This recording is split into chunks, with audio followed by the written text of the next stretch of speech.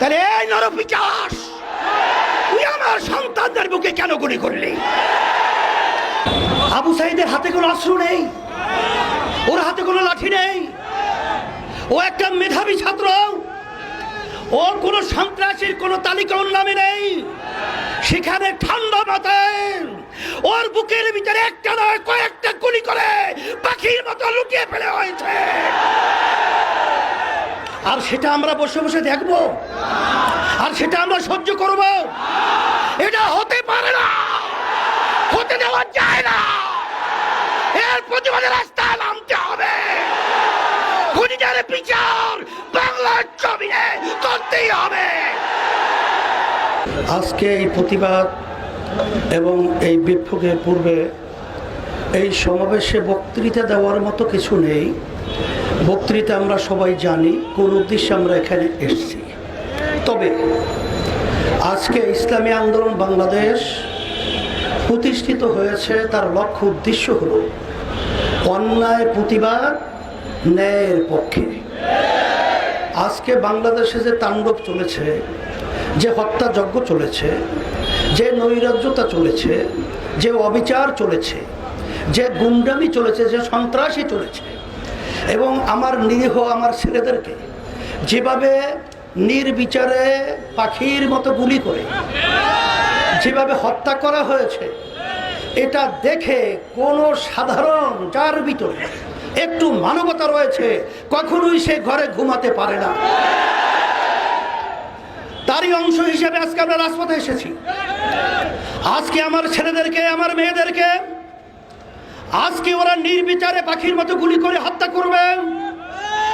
আমি বিশেষ করে আমার ছেলেদের, আমার মেয়েদের গার্জিয়ানদেরকে, অভিভাবকদেরকে বলবো, আপনার সন্তানদেরকে রাস্তায় গুলি করবে, হত্যা করবে, আর আপনারা ঘরে থাকবেন, এটা হতে পারে না। আপনারা আসেন, আমরা আমাদের সাথে আছি ইনশাআল্লাহ। সাথে সাথে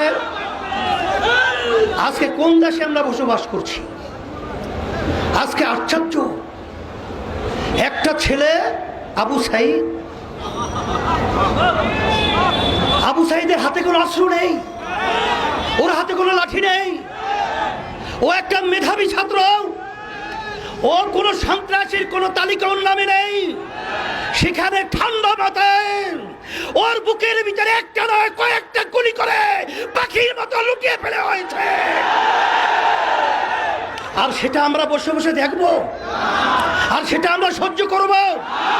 এটা হতে পারে না, হতে দেওয়া যায় না। এর প্রতিবাদে রাস্তায় নামতে হবে। খুনিদের বিচার বাংলার জমিনে করতেই হবে। শুধু তাই নয়, আজকে আওয়ামী লীগ স্বঘোষিত প্রধানমন্ত্রী, কারণ বাংলাদেশের জনগণের ভোটে তো সে প্রধানমন্ত্রী হয় নাই। আর এই সরকার তো বাংলাদেশের জনগণের ভোটে সরকার নির্বাচিত হয় নাই। আজকে তার থেকে সুন্দর মায়া কান্নার শব্দ শোনা যায়। কিন্তু আপনি এবং আপনার সেক্রেটারি জেনারেল দলীয়, তাদের বক্তব্যের কারণে আজকে এই হত্যাযজ্ঞ বাংলাদেশে ঘটেছে।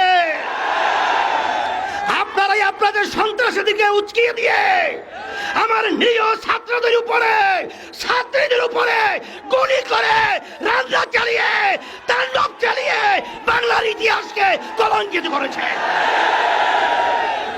শুধু তাই নয়, বাংলাদেশের ইতিহাস আজ পর্যন্ত ইউনিভার্সিটি সহ শিক্ষাঙ্গন কোনো ক্যাম্প আছে, আজ পর্যন্ত কোনো সংবিধান নেই সেখানে পুলিশ প্রশাসন তারা নির্বিচারে ছাত্রদেরকে, ছাত্রীদেরকে মারবে।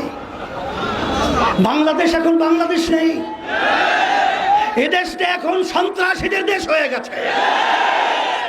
এখন আমরা দেশের ভিতরে বসবাস করার মতো উপযোগী কোনো রাষ্ট্র বলতেই এদেশে নেই। এখন আমরা কোথায় যাব? আজকে রাস্তায় নামলে, প্রতিবাদ করলে আজকে গুলি করা হয়, আজকে জেলে দেওয়া হয়, আজকে অঙ্গহানি করা হয়।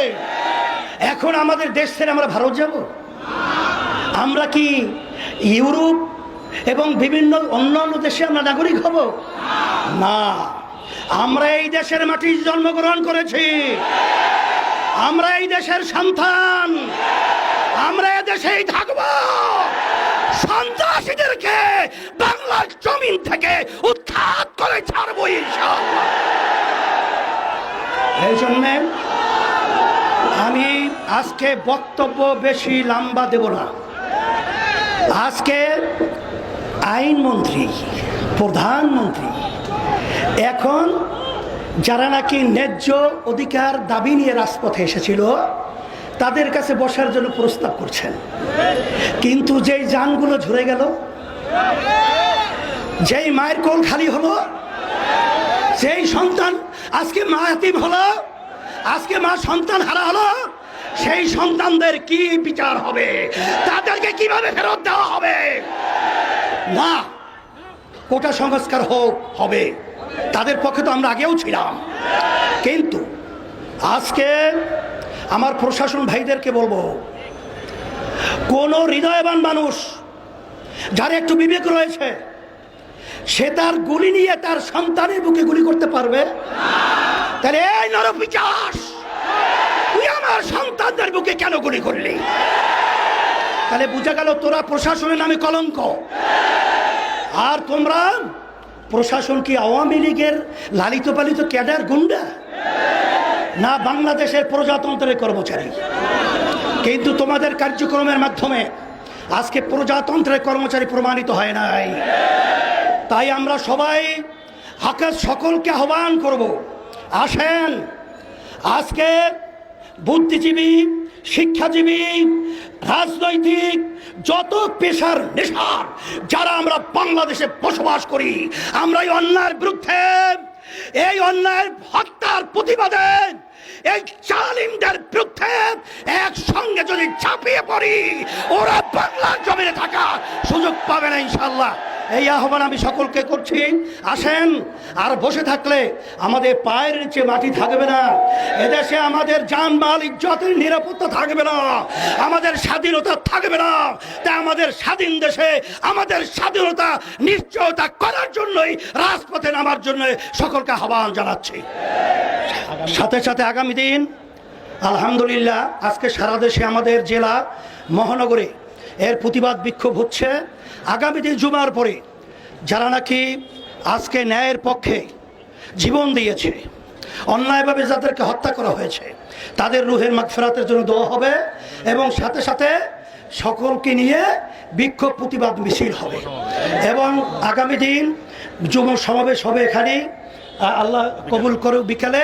এর প্রতিবাদে আমি সকলকে আহ্বান জানিয়ে সকল কাছে দোয়া চেয়ে দোয়া করে আলোচনা শেষ করছি। আল্লাহ